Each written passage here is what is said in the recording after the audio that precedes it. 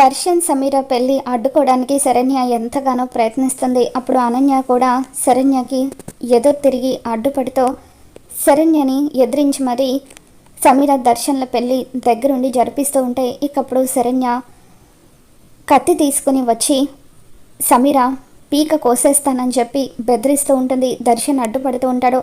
నువ్వు కనుక అడ్డొచ్చావంటే సమీర పీక కోసేస్తాను అని చెప్పి శరణ్య బెదిరిస్తూ ఆ కత్తితోనే సమీర నుదుటనున్న బాసికాన్ని తెంచి పాడేస్తుంది.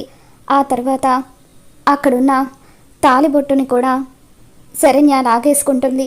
దాంతో దర్శన్ శరణ్య చేతిలో ఉన్న తాలిబొట్టుని లాక్కొని శరణ్య చెంప పగలగొడతాడు. తర్వాత ఆ తాలిని సమీర మెడలో కట్టబోతూ ఉంటాడు. మరోపక్క అనన్య ఇచ్చిన మత్తు మందు వల్ల ఆనంద ఇంకా స్పృహలోకి రాదు. అలా ఆనంద మంచం మీద నిద్రపోతూ ఉండగా గోడకి ఉన్న ఒక ఫోటో కింద పడిపోతుంది. ఇక ఆ శబ్దానికి ఆనందకు మెలకు వస్తుంది. లేచి కూర్చొని తన ఫోన్ చూసుకునేసరికి శరణ్య పంపించిన మెసేజెస్ అన్నీ కూడా ఆనంద చదువుతూ ఉంటుంది. దర్శన్ గారు సమీరని శివాలయంలో పెళ్లి చేసుకోబోతున్నారని చెప్పి శరణ్య పెట్టిన మెసేజ్ చూసిన తర్వాత ఆనంద వెంటనే ఉగ్ర రూపంతో గుడికి వస్తుంది.